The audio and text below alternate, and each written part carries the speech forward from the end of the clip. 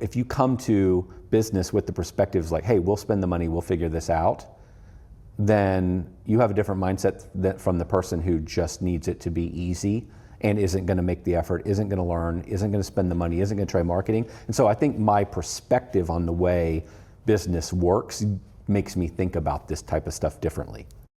But how you been? I'm good. You travel a lot overseas. Yep. It seems more common than not. Pretty much exclusively. Yeah. So for a while longer, and then we'll try to change that up. So I don't think I've listened to some of your other podcasting with other friends of yours and whatnot. You don't oftentimes talk about your travels. Let's start there. Talk to me about where have you been this year and where are you headed this year? Just got back from Jackson Hole. Before that, I was in France. Wow. And I'm leaving in 8 days for Africa, and then I'll be home for a few weeks, and then we go to Italy till the end of October. How do you plan these trips? Do you plan them? Because it takes a lot. Like, I love to travel, but it takes a lot of work to plan those trips. Yep. Does your wife plan those? Zero. You plan them? I plan them. You plan them. She doesn't? No, she does not. Sorry, when you said zero, that surprises me. She'll have an opinion here or there, but frankly, no. Wow. She doesn't. That's awesome. She doesn't want to have anything to do with the planning process. And now, these days, I have a group I work with, which is like a concierge travel group. I pay them a monthly amount, and then they help me out, which they're awesome. I've tried all kinds of different scenarios. They're really good. And I have input, like I say, this is what I want to do. Like, for example, we're about to plan a China trip. Yeah. So I'll say, these are the places that have to be part of the trip. If there are special properties I want to stay at that I know of, I might say, these are the properties. So if there's something I know about, right, I'll give them that, and then we start to block out the itinerary, and then I want them to go find unusual things that we can do that most people won't do. I was going to say, so that was the next thing I was going to ask you, was when you go on these trips, because you spent a lot of the last, 3-4 years traveling the world. Yep. And so when you go to these places, how do you find what to do? Like, you have you're using a concierge travel service that helps you find unique experiences. Yeah, I do think that if you've never been to a place before and you just want to get a feel for it and see the big stuff, TripAdvisor's good to kind of find the top, 3 to 5 things to do. And I think you should generally do those things. It's kind of like, if I'm going to China, I want to see the Great Wall of China, or I want to see the terracotta soldiers. I want to see a few core things, and that's going to be the top stuff on TripAdvisor, I'm sure. But then you do that, and then you find the unique stuff, and I think the best way to do that is we hire guides in country. Gotcha. So if I'm going to England, I don't want guides. If I'm going to, maybe to go, like we went and saw the Churchill stuff, the underground stuff back in the Churchill day. I did that. Yeah, we've talked about this. Okay, I want a guide for that, because I'm not going to know what I'm looking at. Right. But for a lot of other stuff, maybe I'll use a guide here or there to get a local, like maybe you're going to be in an area for 5 days. A guide the first day kind of gets you acquainted, helps me find some of the cool stuff that you're not going to find otherwise, and then we'll go explore on our own. Or, for example, when we were in Cambodia, I used a guide and a driver the whole time. Right. See, that's what I would picture. So it that's just what kind of varies depending Europe. on the trip. So a great guide is a game changer on a trip. Right. Game changer. I did London. I shouldn't say Europe. Yeah. I did a trip to London. It's the only overseas trip I've done a year and a half ago. Yep. And I had a private guide, and that made the trip. Yeah. Like, of course, I also used a concierge type travel service that helped set all this up. But between them and the guide, it made the trip. It wouldn't have been the same to say the least. A trip to me comes down to and this is where they can get crazy expensive, the property you're staying in. Well, Are you staying in a one-off, crazy, unique property? Again, can be. Are you looking for those? Because that's something you mentioned a second ago. Is you look for the experiences in terms of even where you stay. Like when we were in New Zealand, I knew there were a couple really special properties I wanted to be in. Sometimes I'll know I want to be in this hotel. Yeah. But generally, no, I'm having them help me find what are the really special places that I wouldn't even know about. Right. That's awesome. Yeah. Was this a dream of yours? As an entrepreneur, we're on the Find Your Gold podcast. We're going to talk about cars in a minute, because I know that you and I definitely relate in cars really being something that we're passionate about. But was travel like this something you always planned on doing someday as you reached a certain point in your entrepreneurial ventures? Did you plan on travel, or did this come later on? Probably came later on. I just wanted to be successful. and I was kind of singularly focused on being successful. But it was never necessarily like, oh, I hope to someday get to travel the world, and that was like... I just assumed I would. Yeah. I don't think I really thought about it. I just assumed like someday I'm going to do it. I wouldn't have really imagined I'd do what I'm doing now. And to a large degree, that's because I didn't want to sell service autopilot. Yeah. Even when we sold it, I didn't want to sell it. Well. And so I just thought it was a good opportunity, and I got excited about doing maybe another software company. And so I was like, okay, I could do this. And so I never really saw a vision where I would take a long break. And that all kind of accidentally happened when we went to sell the business, because my other stuff, I don't have to run it. Right. I'm like, well, I have this opportunity to take a break. I think it's an awesome way to live life, so I'm going to do it. And so it made the travel possible. Before, my vision was I'm always going to be running companies, because I love running companies, so I never thought I'd be able to do this long of a stretch. Yeah. So I think the answer is I just assumed we'd do more and more of this. And we'd already been traveling with our boys, but nothing like this. And then I think my brother was fairly influential in this. He's been to 180 countries. Isn't that like... He's getting to close to most of them. He hasn't been to the last few stands, like the Afghanistans. Yeah. Wow. He hasn't been to a couple places in... He may have finished Africa. I think he's got a couple more Africa. When I was younger, I was ambitious to do that. Now I don't care to do that. He still would like to finish it, but he's kind of burned out. It takes a beat. Takes a toll. Anyway, I'd listened to the places that he loved over the years, and he lives just a complete opposite life to what I live. And so I'd always thought, some of those places that he really talks up, I'd wanted to just go see them. Mm-hmm. So I'm certain that he had a bit of an influence on us students. Like, for example, Vietnam was totally on my radar because of him. Okay, and if I understand talking to you, is it Vietnam? Which one of those the Asian countries is like your favorite? Vietnam. It's Vietnam. Yeah, okay. I mean, Japan's pretty amazing too, but Vietnam is, if I were to go there several times, I don't know if it'd hold up as my favorite, but it's so shocking because it's so completely different than anything you've ever seen or experienced in your life, really? That I think it grabs my attention. And being an entrepreneur, I love the energy of that place. There's a lot of energy. There's a lot of hustle. Yeah. What makes it so different? Like 52 million mopeds. Like, dad's sitting here, kids standing there on a $400 moped, dad's sitting on the seat riding, kids standing here, baby between them, mom in the back. It's raining. They have a sheet of plastic over them, and everywhere you look.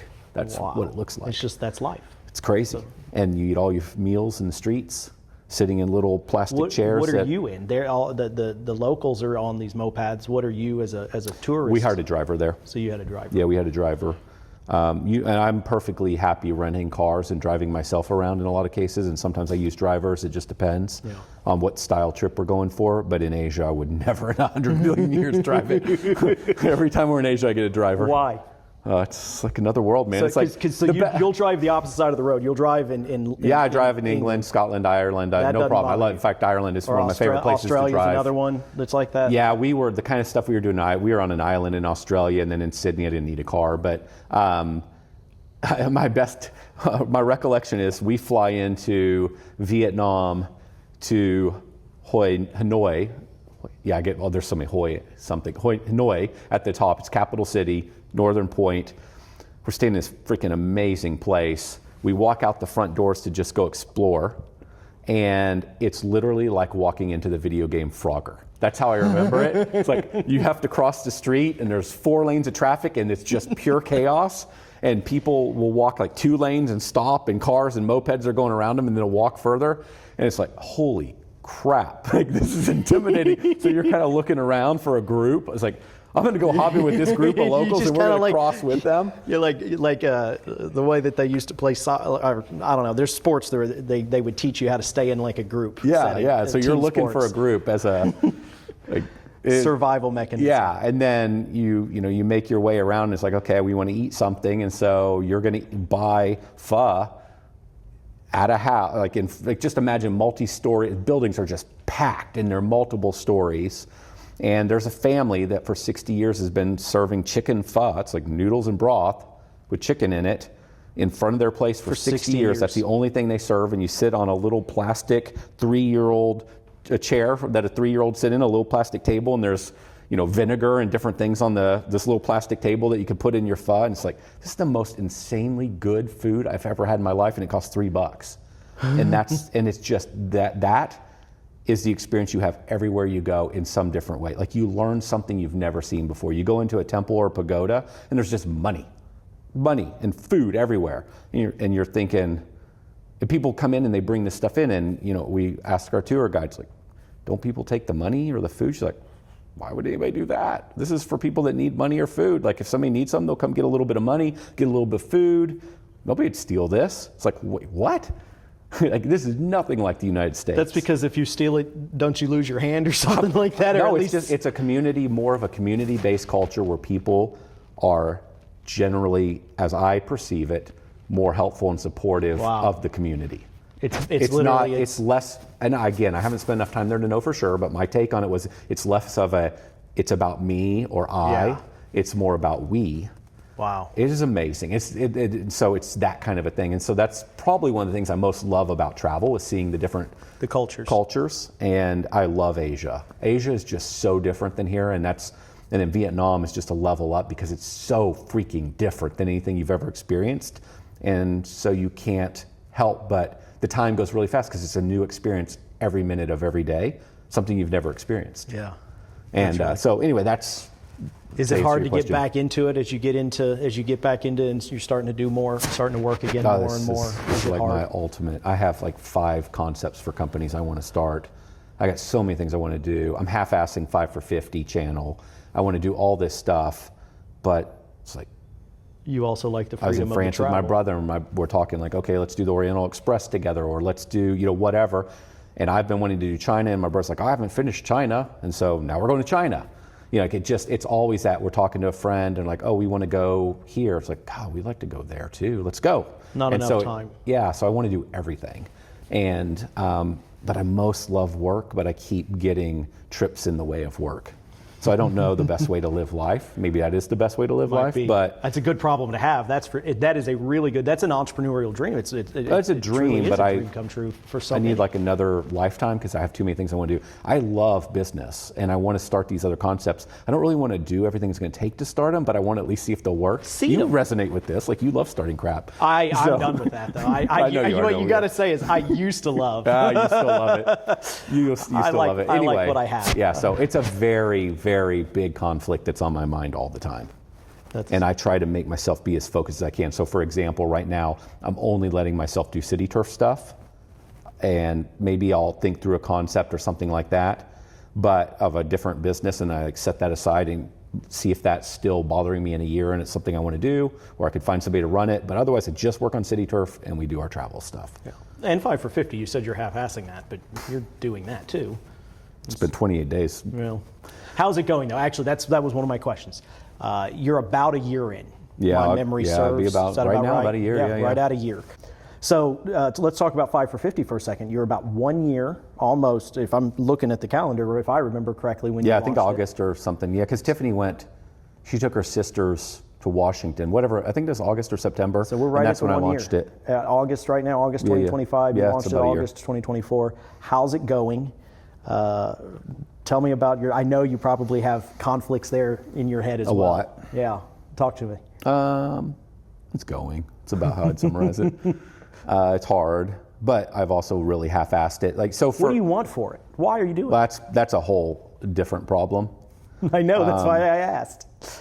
I have the same challenges with Pat Waste Millionaire, or similar. Yeah. Different, but the inspiration for 5 for 50 was Lawn Care Millionaire, while very small, was such an impactful thing in my world that I do believe that building your reputation online is one of the single most valuable activities you can do. And I mean, it's just like, I don't think there is anything more valuable, frankly. I agree. It's why I'm conflicted with it. So I've been conflicted on, okay, do I end up in the software business again? I was certain when we sold Service Autopilot, I was going to do another Service Autopilot, but do it different. Decided that's not going to happen.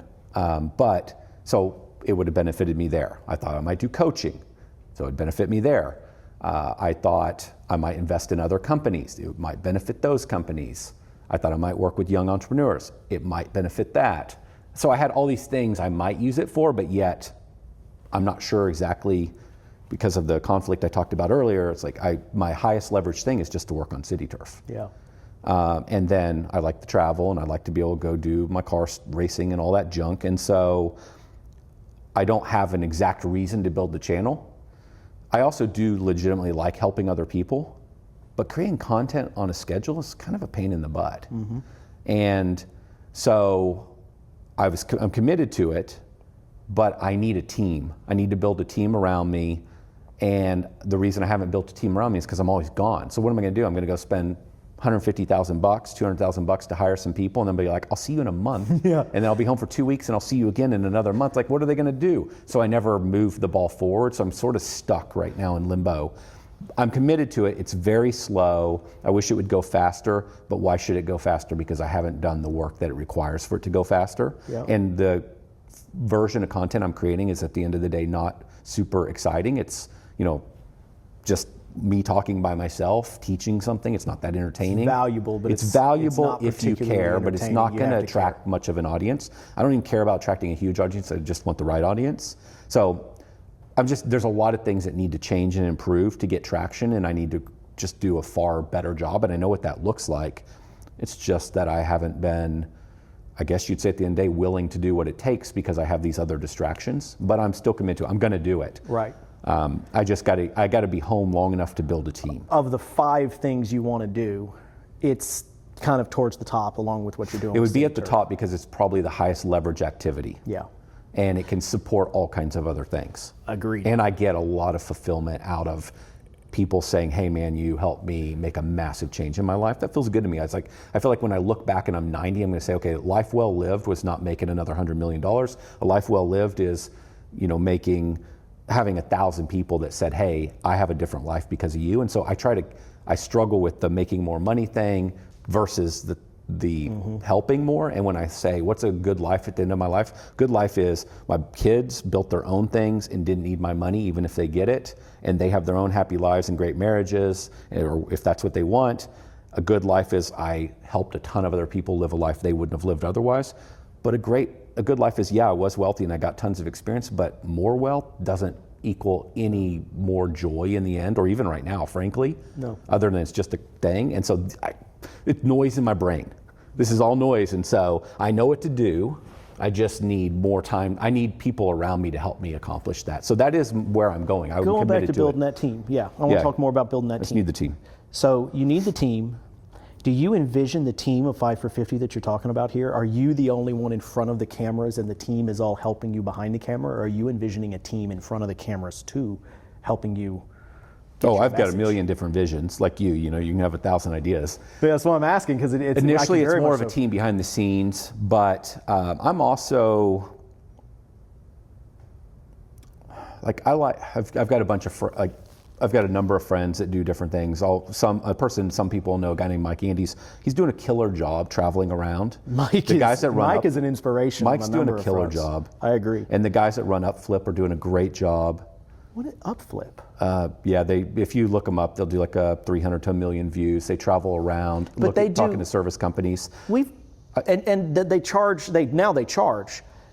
My friend within our scoop industry paid to get on there. Oh, I don't know. I didn't do it. Yeah. Okay, that's who this is. Is that okay. You know who? Okay. Yeah, I didn't know they charge. They wanted me to do it, but I can't do it because my team members at CitiTurf don't want anybody to see our setup, so I couldn't be on the show.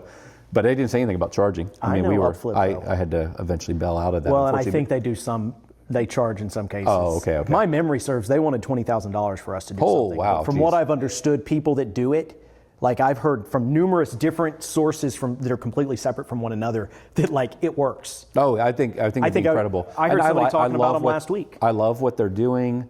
I got a good feeling about them. I would have 100% done it, but we just wanted to keep a lower profile. Yeah. You know that. That's why I'm pretty secretive about a lot of stuff. How do you balance that? That's actually, you are very much so abundance-minded. You don't believe in you and I are direct competitors. I like to joke that we were just talking about my trips to Starbucks a minute ago. I cannot go to Starbucks without having to look at your freaking trucks, those yellow things with that dog. I've said this before. It makes me happy. I know it does. I saw one this morning. I was thinking of you. It was parked in the Walmart parking lot. I thought, I hope he's on the clock in there. No, I'm kidding. That's a joking. But no, seriously, how do you balance, especially in the pet waste industry, and other home service. I think the pool industry is like this. It's cutthroat. They don't want to talk. They don't want to be friends with their competitors. They're all cutthroats. The lawn care industry was cutthroat too. I've never known it to be though. And when maybe I got that's in because it, of people you. didn't talk. Yeah, see, I guess you've changed that some. Because I have friends that are direct competitors in this marketplace. I don't know. I just don't worry about it. In addition I just texted Matt Davis yesterday and asked him if his yard signs are working.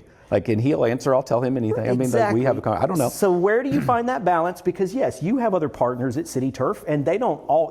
They're generally open to that too and friendly. But at the same time, they don't want you to give me a tour of CitiTurf. No.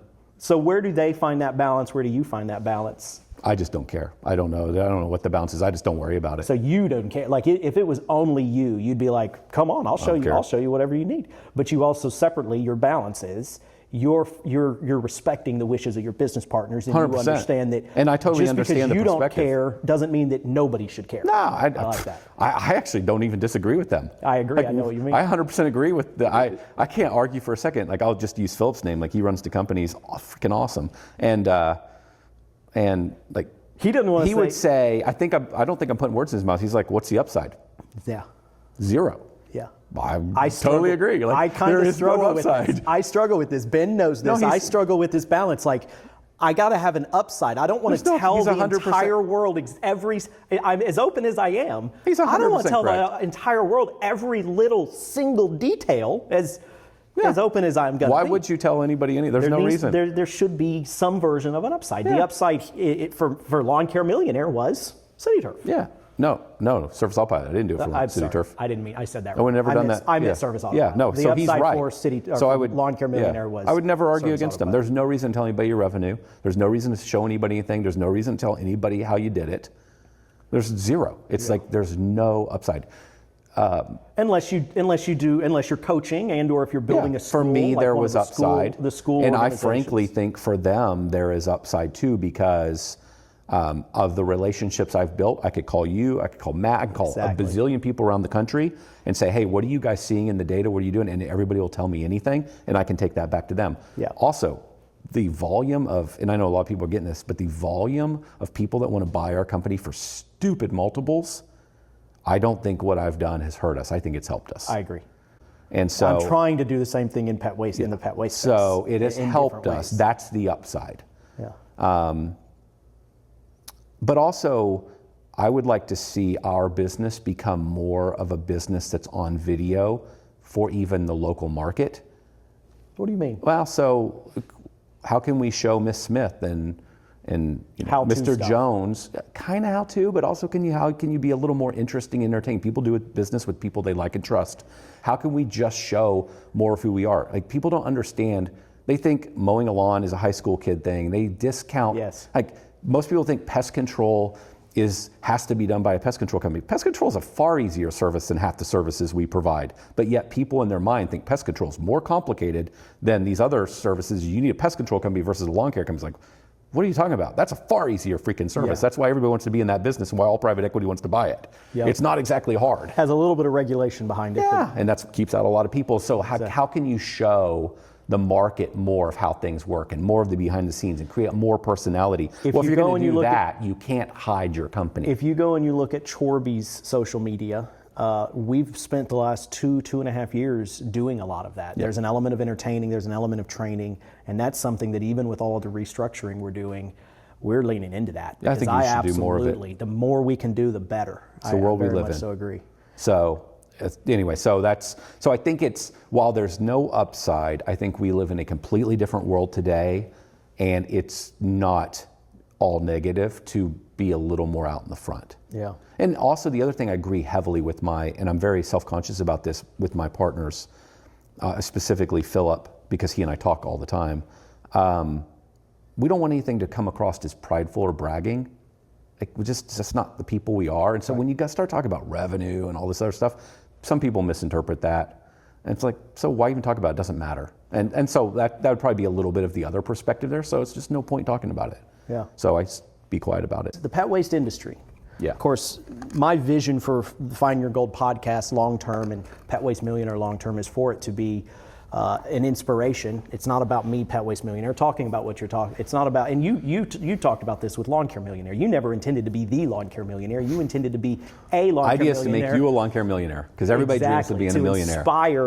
To inspire that. If you can become a millionaire in lawn care, you can be inspired to become a millionaire in anything. Yeah. And that's the same concept with Pet Waste Millionaire. In a lot of ways, Pet Waste Millionaire is an homage to me learning so much from Lawn Care Millionaire, from you. And so I want to continue to build Pet Waste Millionaire into more of an inspirational, inspiring entrepreneurship in all home services. And throughout that, hopefully, I can find awesome partners that, just the 1 out of 1,000 that want to be a partner as a franchisee somewhere in this country. That's my vision. But that said, it's very much so geared towards the pet waste space right now, and a lot of our audience, I think, are pet waste removal entrepreneurs. Yep. What is your observation of the pet waste removal space? You've definitely looked at it over the last 15 years, both you and I talking about it, but even separately. What are your observations of the industry? Good and bad. Small, tiny, good margins, real low CapEx, meaning you don't have to spend a lot of money to get into it. Really low. Really low. The lowest of the low. Right? Is there anything lower in terms of home service? Pools? No, I don't know. You have to do. I've been in pools. I just sold my pool business. You have to buy a lot more to get into pools. No, there's probably not. No. There's no way. Nothing. No, I don't think there's any. When you say tiny. The industry as a whole is just small. It's an emerging. I love things that. So I think about when you're starting a company, I think one of the single most important things you need to focus on is a trend. I don't know if this will resonate with anybody listening to this, but I love finance stuff. So if you have ever heard this term, don't fight the Fed, you ever heard that term? That's a terrible analogy. I don't think I've forget heard it. You think about what I like to think about. I bet my controller, Michael McCoy, I think I know where you're going. Okay, well, I'm not going to go there. I'm not going to. I want to make an example. I think what you do at the very top level when you start something is you think about trends. Where is it going? So if you've ever heard this saying, a rising tide lifts all boats. Oh, yeah. Okay. Yeah. So here's a better analogy. Would you rather be building your company in the Dallas market, or would you rather be building your company in I don't know what Detroit's like these days, but we use the Detroit example. Because a lot of people will probably think of Detroit as a declining market. I don't know that it's still quite that's the reality anymore. Bad, but yeah. It's not. But you might remember probably not Frisco, Texas. Yeah, there's some market that you can say this is a declining market. People are leaving that area. And so to me, that's top level thinking when you're founding a business. You want to start a business in the path of growth or a trend that's going this direction. It's the rising tide. You don't even have to be the best company. You're going to benefit from the industry growing. To me, that's essentially your what industry. I did with lawn mowing from the time I was 15, 16, 17 years old to today. Yeah. I still mow lots and lots of yards here in Collin County, Texas, as it massively grew. Just keeps growing. And it keeps growing. Yeah. And I've ridden that wave. You've read that wave, because exactly. Nobody wants to mow their yard. And so there was another wave where everybody's convenience focused, especially in the culture that we live in here in Dallas-Fort Worth. Yeah. And that's a wave. You're looking for those yourself. The Service Autopilot was part of that wave. Yeah. CitiTurf has played that way. That's what I think YouTube about. Your YouTube channel, Lawn Care Millionaire, was part of that. The 5 for 50 would not be riding a wave. It's a different time now. But if in terms of me doing another business, I would ride a wave. Right now, if I was purely trying to make money, I would ride the roll-up wave, the private equity wave in home services. Yeah. If all I want to do is make money, that's the game I'd play. That's who bought my pool business. They were rolling up. Yeah, pool and routes. that's happening. More and more money is rushing into home services. We can talk about why, but that's happening, and I believe it's going to continue to happen. That's a wave. Not really happening in pet waste. And that's where I see an opportunity. It's so tiny. Unknown, yes. But there's a trend there. That is a growing business, and so that's what got me off on this. Pet waste is a growing business. It's more and more people. There's an awareness that's building. It's going to take years and years to continue building. I say it all the time. But you're in the path of growth. Right. 65 million dog owners. How many of them have never heard of the pet waste industry? And how many want to do that job? Yeah. 0. And how many have heard? What? 15%? I don't know. Tiny. So it's a trend, and you're riding the trend, and I like that. Now I prefer that service as an add-on, and we've talked about this to my existing business, but I've also concluded from talking to you and us talking to the team that it's kind of a, we thought we could, you know where I'm going, but I thought if we could add it on to say mowing, oh my gosh, I had the lunch with margins a are guy. insane. I had lunch with a guy. He's over in Aubrey just a few weeks ago. In fact, one of my longtime team members, he left for a very good opportunity. I wish him well, but he left working for me and went and worked for him. And then I had lunch with his new employer. We got together. And he was telling me that he introduced this to his business. And he's charging almost what we charge. It's not that much less.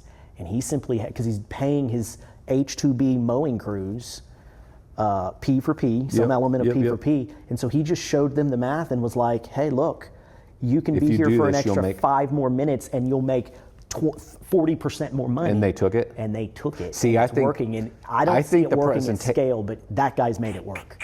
I just can't help but wonder, like, if you presented it right, like P2P, as being part of the presentation is probably the biggest way to get the guys to do it. If you're just telling a guy, hey, dude, you're going to still make the same $19 an hour, run over it. and now you've got to also pick up poop, which is you don't want to do. Especially, why would they want to do it? Why would they be like, heck yeah, give me that job? In my experience, the guys who mow yards, at least in Dallas-Fort Worth, this isn't just Dallas-Fort Worth because it's different, but the demographic of the guys mowing lawns in Dallas-Fort Worth, they think it's disgusting. Yeah, we've had these conversations. Yeah, but this guy, I can't. Rusty, that's his name. You may know him.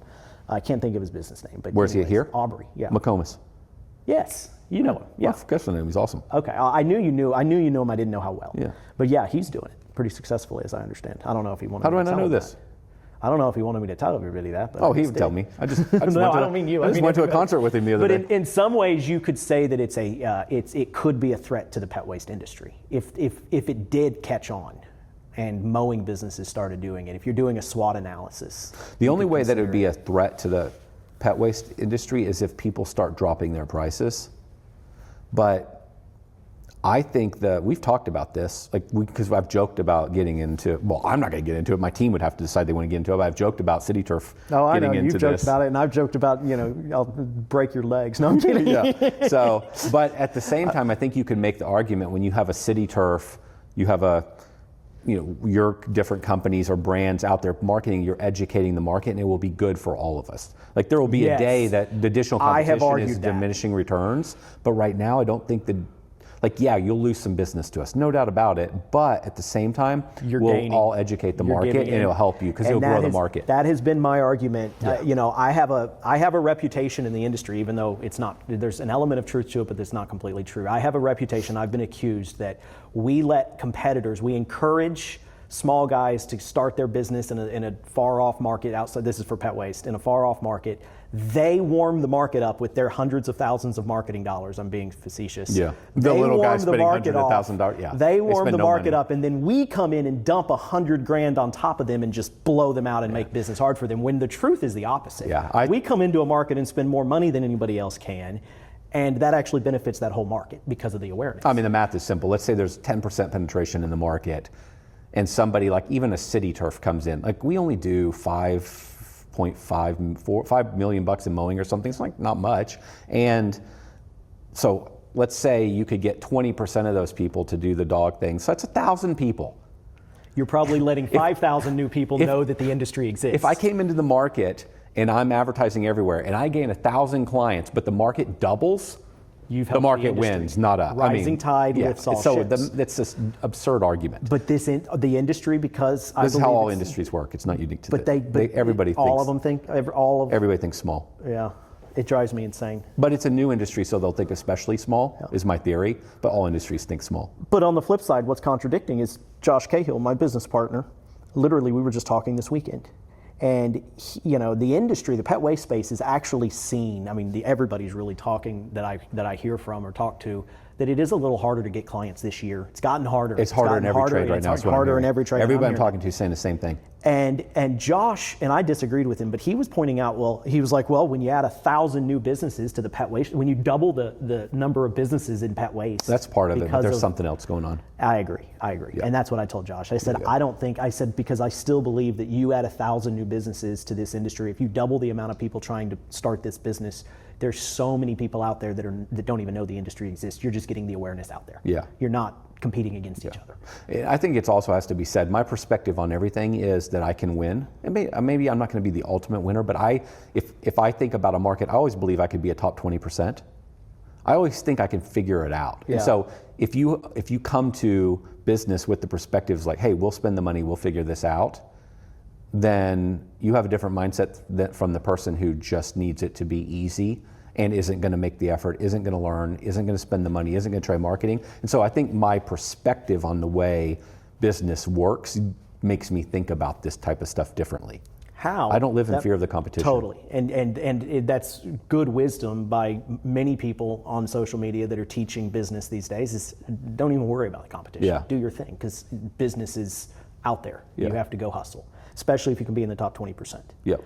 But how do you balance that? Because see, I had the same thought, which is where the development of Chorby came 6 years ago. Yep. That I can be in the top 20% and I can learn and I'll just spend the money. And it was this abundance concept and this concept of, I mean, look at Amazon Prime and how that's revolutionized the world. And I listened to the Everything Store or the audio book, the Everything Store, and then Amazon Unbound. And this is all, and I'm thinking, oh my goodness, I have a genius idea here in Chorby. I'm going to do all home services under one brand with the same mindset that you have. So how have you balanced? How have you been disciplined to say, I know I can be in the top 20% and I can put enough money and I can be successful? How have you balanced not going into all these services the way I did? Because I could be the top 20% in one or two things. I can't be, I just. You even realized. Oh, 100%. I mean, look at what I've done. You can't be in the top 20% in 30 different home service businesses. No, don't believe it for a second. I really think CitiTurf does too many things. Yeah. And so and I say that as the team would probably say, golly, we have too many services on our, but what do we get rid of? You know, so I'm not saying anything. That was not a statement against anybody's, what's going on in the business. I didn't mean it at all. It's just a lot. It adds complexity. But look at what I've done. I did CitiTurf. Well, I got rid of 2008, 2009. I got almost everything out of my life except for CitiTurf and this new thing I was going to start called Service Autopilot. And then the only other thing I ever added was coaching back into the exact same market. So everything I did was congruent. I learned from CitiTurf that helped me talk to my audience at Service Autopilot. And if I learned something from my audience in the Service Autopilot world, I could tell my CitiTurf team. My coaching was exactly related. It was all directly connected. I never left it. And today, when I sold Service Autopilot, I made a commitment to myself. I will only invest in home services. I'm not going to. Almost got distracted. I was very interested in a longevity performance investment that I didn't do, But those are investments. That's different. Still, if you look at the data on angel investing, it's a giant disaster. So it was an angel invest. It wasn't investing the way you might invest your money in the market or whatever. Yeah. Oh no. I invest my money in private equity and in the market completely different because it's passive. I'm not actively managing it, but for stuff that you're trying to get higher alpha or more return on, or that you're managing it, or that I'm involved in some way, I will only invest in home services. That's where I have an unfair advantage and unique experience. And so and even within home services, I think you have to be very careful how far you expand. That's the lesson. So the only way I believe top 20 happens is by being extremely focused. Yeah, that's the lesson I've learned in the last couple of years. Yeah. I'll look forward to talking more. Okay, last question, and then we'll wrap up here. And this actually talks a little bit about investing. This is one that I added kind of last minute yesterday because it's a selfish question, but it's a fun one. Okay. So I have one single stock today. You own one single stock? No. I don't have any stock right now. I have enough money right now. I can buy one single share of anything traded on the stock market, in any publicly traded investment. And I know this isn't completely your world. We'll talk a little bit about this. I'm just curious today, and I know you don't study this daily or anything, but you're a student of it. Mm-hmm. What single stock comes to mind if I was going to just ask you, I'm buying a single stock today. I'm buying one share of Tesla or one share of Microsoft or one share of Ford. Probably not Ford, but what in your head? And again, I know this isn't. Yeah, well, I mean, I would not buy a single stock. I'd buy an ETF, a bucket of stocks. There's no chance I'd buy a single stock. There's no chance. If that's my only investment. It's not your only investment. It's just what you're going to do. If I was going to gamble. Yeah, exactly. If I was going to gamble, I'd probably buy Strategy. Strategy. It's MicroStrategy. Haven't heard of it. It's a Bitcoin investment. Okay. So they're basically buying up tons of Bitcoin. It's a complete gamble. That stock will be destroyed if Bitcoin goes down. But if Bitcoin doubles, it'll it's going to it would outgrow, in my opinion, a Tesla. Say it again. It's called MicroStrategy. They renamed themselves Strategy. I'm telling you, it's full on gambling. But if you're going to put me on I have limit orders on that stock if it drops low enough to buy it. But it's full on. I know exactly what I'm doing. I'm just full on gambling. Yeah. It's a complete bet on the idea that Bitcoin continues to go up. I think I'm asking is a lot of gambling. Yeah, it's a huge risk because I think the market's probably going to continue to go up, but unfortunately, the story of Bitcoin is it's not depegged from the market, which is the dream. We want it to be non-correlated, meaning like gold, we want it to move in a different direction from the market. It's not. That's the story everybody says, but it's not. You just look at the data. In fact, the market dropped 1% something the other day, and Bitcoin got kicked a bit, and then it's back. It's just part when of the market recovered. So anyway, where I'm going with this is, assuming the market continues to hold or grow, and assuming that Bitcoin starts to go up again, it's kind of stuck at a ceiling at the moment. What's it at 107 last I looked, which was a month ago? It hit 123, and I think it's trading around 115 right now. Okay, so it's gone up since I looked. But it's not hit resistance, or it's hit resistance and it's kind of stuck. Anyway, I'm getting off in the weeds. If Bitcoin goes, then these stocks will go. Like a strategy. But I'm also very concerned about that market. I'm just giving context because this is full on gambling. I'm also very concerned because now Trump's group, they're trying to replicate strategy. All these other people are replicating it, and I think it could lead to the next bubble and big giant burst in Bitcoin. But if the market holds steady and Bitcoin breaks through resistance and goes, then this stock will probably be a faster way to make money. Because so many of your other stocks like Palantir and Tesla's in a mess right now. Like so many of these other stocks that are NVIDIA that everybody is super excited about, I feel like they're not going to double again. Like Tesla could double again someday, but they're going to have to have a big story. Like we're legitimately going to have robots. Or more that robots, but that's way far out. The one that might move Tesla next is if they can legitimately do the self-driving taxis, but you don't know. So my Tesla, I actually did buy a single stock of Tesla. I'll explain why I asked this question. I don't think there's anything. It's just and actually it's done remarkably well, but it is totally gambling. It's actually, I'll tell you how I started this to begin with, but Bitcoin. Yeah. Does it not alarm, you don't hear, is it not alarming that Bitcoin, nobody knows where the hell it came from and who created it? Is that not alarming? I mean, considering what it's become? No. Why not? Because I don't know. I've been pretty negative on Bitcoin forever, so I'm not like a Bitcoin evangelist. I cannot fathom.